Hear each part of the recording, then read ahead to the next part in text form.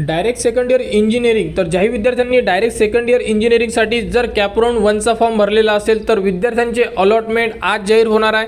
तर अलॉटमेंट कसे चेक करायचे, अलॉटमेंट किती वाजता जाहीर होणार आहे, त्याचप्रमाणे यामध्ये जे ऑप्शन असणार आहे तुम्हाला फ्रीज आणि बेटरमेंट, तर दोनमधून कोणतं ऑप्शन चूज करायचं या संदर्भात संपूर्ण अपडेट आपण या व्हिडिओमध्ये बघणार आहे. तर बघू शकता विद्यार्थ्यांचे कॅपराऊंड अलॉटमेंट कसे चेक करायचे. सर्वात प्रथम तुम्हाला साईडवर यावं लागेल. साईडवर आल्यानंतर इथे तुम्हाला 3 डॉट दिलेले आहे, या 3 डॉटला तुम्हाला क्लिक करावं लागेल. 3 डॉटला क्लिक केलं की अशा प्रकारे तुमच्यासमोर संपूर्ण हे जे डॅशबोर्डचं ऑप्शन आहे हे येऊन जाणार.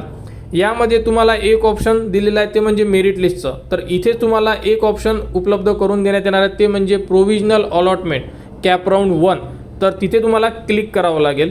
क्लिक केल्यानंतर बघू शकता यामध्ये तुम्हाला तुमचा जो आय डी आहे हा आय डी इन्सर्ट करायचा, त्यानंतर तुमची जन्मतारीख यामध्ये इन्सर्ट करावी लागेल आणि त्यानंतर कंटिन्यूला क्लिक करावं लागेल.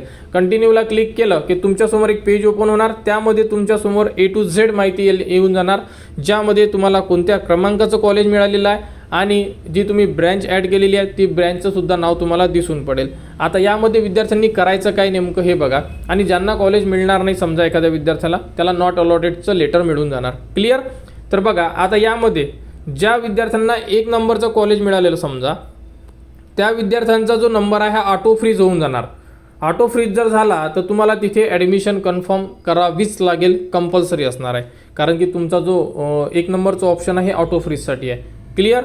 आता त्यानंतरचा प्रश्न बघा. समजा एखाद्या विद्यार्थ्याला 2 नंबर ते XYZ कोणताही नंबर, आपण एक डेमो म्हणून 10 नंबर बघू, या मधात जर तुमचा नंबर लागला असेल तर तुम्ही बेटरमेंट ऑप्शनसुद्धा चूज करू शकता. तर तुम्ही म्हणसाल सर बेटरमेंटमध्ये काय करणार, तर बघा बेटरमेंटमध्ये काय होते नेमकं की तुम्हाला एक अंदाज पकडू आपण की 6 नंबरचं कॉलेज मिळालं, तुम्हाला हे कॉलेज नको आहे, त्यावर जे तुम्ही 5 ऑप्शन टाकलेले आहेत त्यामधलं जर तुम्हाला कॉलेज पाहिजे असेल समजा, तर तुम्हाला बेटरमेंट ऑप्शन चूज करून घ्या. बेटरमेंट ऑप्शन चूज केल्यानंतर 6 नंबरचं जे ऑप्शन आहे हे तुमच्याजवळ रिझर्व राहणार. त्यानंतर तुम्ही कॅपराऊंड 2चा फॉर्म भरणार. कॅपराऊंड 2मध्ये तुम्ही अजून समजा 5 ते 6 ऑप्शन दिले आहे समजा, आणि या 5 किंवा 6मध्ये जर तुमचा नंबर लागला तर तुम्हाला राऊंड 1मध्ये मिळालेलं कॉलेज हे कॅन्सल होऊन जाणार. आणि समजा या 5 ते 6मध्ये तुमचा नंबर लागला नाही तर तुम्हाला जे कॅपराऊंड 1मध्ये ऑप्शन मिळालेलं होतं 6 नंबरचं तेच ऑप्शन तुम्हाला कॅपराऊंड 2मध्ये मिळणार. यामध्ये कोणाला काही डाऊट्स असेल तुम्ही विचारू शकता, कारण की बेटरमेंट ऑप्शन हे विद्यार्थ्यांनी समजून घेणं गरजेचं आहे. ठीक आहे. आणि त्याचनंतर एक ऑप्शन आहे ते म्हणजे फ्रीज. तर फ्रीजचा अर्थ होतो की तुम्हाला ॲडमिशन घ्यायची आहे, तुम्हाला कोणत्याही नंबरचा क्रमांकाचं जर कॉलेज मिळालं आणि जर तुम्हाला त्या कॉलेजला ॲडमिशन घ्यायची आहे, तुम्हाला परत राऊंड ट्राय करायचा नाही आहे, तुमचा कन्फर्म झालेला आहे की नाही मला ॲडमिशन घ्यायची आहे, मग तुम्हाला कोणत्याही नंबरचं ऑप्शन मिळालं तरी तुम्ही फ्रीज करू शकता, त्या कॉलेजला व्हिजिट करू शकता आणि आपली ॲडमिशन ही कन्फर्म करू शकता. अशा प्रकारे हे तुम्हाला ऑप्शन देण्यात येणार आहे. तर फ्रीज आणि बेटरमेंट हे करणं तुम्हाला अतिशय गरजेचं आहे आणि ते कशा प्रकारे करायचं याबद्दलचा स्टेप बाय स्टेप व्हिडिओ तुम्हाला आपण आपल्या चॅनलवर देऊच. त्याप्रकारे तुम्ही यामध्ये फ्रीज आणि बेटरमेंट हे ऑप्शन निश्चित करा. त्यानंतर बघू शकता तुमचे जे अलॉटमेंट आहे हे 4 तारीख म्हणजे आज जाहीर होणार आहे. तर तुमचे अलॉटमेंट साधारण 5 वाजल्यानंतर केव्हाही जाहीर केले जाऊ शकतात. ठीक आहे. कारण आतापर्यंत जेवढेही अलॉटमेंट होते, MBA होतं, MCA, त्यानंतर फर्स्ट इयर इंजिनिअरिंगचे, हे अलॉटमेंट 5 वाजल्यानंतर, कोणाचं 6ला लागलं आहे, कोणाला 7ला, कोणाचा 8ला, तर आज सायंकाळी तुमचे अलॉटमेंट जाहीर केले जाणार आहे. ओके. म्हणजे 5 वाजल्यानंतर केव्हाही जाहीर केले जाणार आहे. जाहीर झाल्यानंतर तुम्हाला संपूर्ण स्टेप बाय स्टेप माहिती आपल्या चॅनलवर देण्यात येणार. अलॉटमेंट लागल्यानंतर तुम्ही आज काहीच करू शकणार नाही आहे. ॲडमिशन कन्फर्मेशन करणार तुम्ही उद्यापासून. उद्याची तारीख आहे 5, तर 5, 6 आणि 7 असे 3 दिवस देण्यात आलेले आहे तुम्हाला. यामध्ये तुम्ही तुमचे ॲडमिशन कन्फर्म करू शकता, कारण की तुम्हाला जी सीट मिळणार आहे ती सीटबद्दल तुम्हाला सीट ॲक्सेप्टन्स हे ऑप्शन येणार आहे. त्यामध्ये तुम्हाला संपूर्ण माहिती, डॉक्युमेंट्स व्हेरीफाय करून तुम्हाला तुमचं जेही ऑप्शन द्यायचं आहे, बेटरमेंट किंवा फ्रीज, दोनच ऑप्शन राहणार आहे तुम्हाला, म्हणजे नॉट फ्रीज किंवा फ्रीज, तर ते तुम्हाला त्यामध्ये जाऊन ॲक्सेप्ट करायचं आहे. बाकी तुम्हाला स्टेप बाय स्टेप व्हिडिओ आपल्या चॅनलवर देण्यात येणार.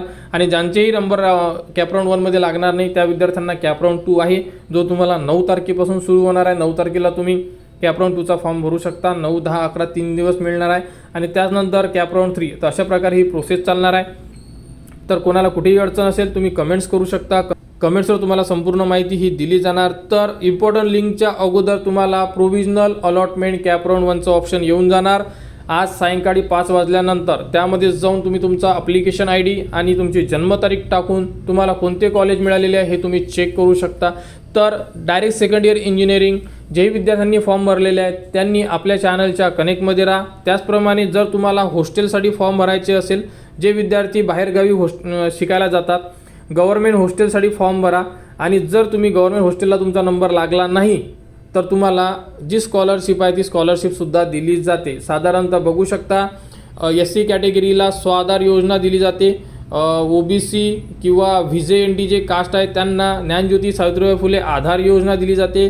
त्यानंतर ST कॅटेगरीला स्वयं योजना, पंडित दीनदयाळ उपाध्याय योजना ही दिली जाते. आणि जर कोणते विद्यार्थी ओपन असेल, EWS असेल, SCBC असेल तर त्या विद्यार्थ्यांना डॉक्टर पंजाबराव देशमुख वसतिगृह निर्वाह भत्ता यामध्ये तुम्हाला साधारणतः 45,000 ते 60,000च्या जवळपास ही स्कॉलरशिप दिली जाते.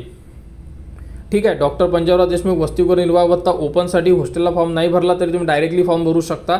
परंतु बाकीचे जे विद्यार्थी आहेत, जे विद्यार्थी OBC असेल, SC असेल, NT असेल त्या विद्यार्थ्यांना हॉस्टेलचा फॉर्म भरावा लागेल. तर तुम्ही हॉस्टेलचा फॉर्म सुरू होणार आहे या आठवड्यामध्ये.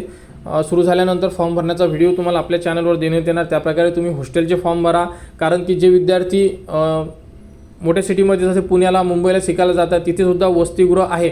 आणि यामध्ये बेनिफिट असा आहे, जर तुम्हाला वसतिगृह मिळालं नाही तर तुम्हाला जी स्कॉलरशिपमध्ये तुमचा फॉर्म कन्वर्ट केला जातो. त्यामुळे एकतर हॉस्टेलचा फायदा घेऊ शकता तुम्ही. चांगले मार्क्स असेल तर हॉस्टेलला नंबर लागेल. आणि जर तुम्हाला चांगले मार्क्स नसेल समजा तर तुम्ही हॉस्टेलला नंबर जर नाही लागला तुमचा तर तुम्ही बाकीच्या स्कॉलरशिपचा फॉर्म भरू शकता. ठीक आहे. तर अशा प्रकारे अपडेट आहे. आणि बाकीची जी स्कॉलरशिप आहे आणि MHA-DBT ही स्कॉलरशिप वेगळी आहे. MHA-DBT तुम्हाला कॉलेजच्या फीसाठी भरावी लागेल. आणि बाकीची जी स्कॉलरशिप आता आपण सांगितलेली आहे ही तुम्हाला डायरेक्टली तुमच्या आधार कार्ड लिंक बँक अकाउंटमध्ये जमा केली जाते विद्यार्थ्यांच्या. क्लिअर. अशा प्रकारे संपूर्ण विद्यार्थ्यांनी बेनिफिट्स घ्या. जर तुम्ही महाराष्ट्रामध्ये शिकत आहे परंतु जर तुम्ही तुमचं स्थानिक ठिकाण सोडून जर अदर ठिकाणी शिकायला जात असेल तर तुम्ही यासाठी इलिजिबल असणार आहे. फक्त ज्या सिटीमध्ये तुम्ही ॲडमिशन घेतलेली आणि त्याच सिटीमध्ये जर तुम्ही रहिवासी असेल तर तुम्ही हॉस्टेलचा फॉर्म भरू शकत नाही. तर अशा प्रकारे डायरेक्ट सेकंड इयर विद्यार्थ्यांनी हॉस्टेलचा लाभ घ्या. तर हॉस्टेल मिळत नसेल तर तुम्ही बाकी योजनेचा सुद्धा लाभ घेऊ शकता स्कॉलरशिपचा. तर डायरेक्ट सेकंड इयर इंजिनिअरिंगबद्दल आता संपूर्ण जे अपडेट असेल तुम्हाला आपल्या चॅनलवर देण्यात येणार. आज निकाल लागल्यानंतर निकालाबद्दल सुद्धा परत स्टेप बाय स्टेप माहिती तुम्हाला आपल्या चॅनलवर देण्यात येणार. त्यासाठी आपल्या चॅनलच्या कनेक्टमध्ये राहा, चॅनलला सबस्क्राईब करा व हा व्हिडिओ इतरांपर्यंत शेअर करा.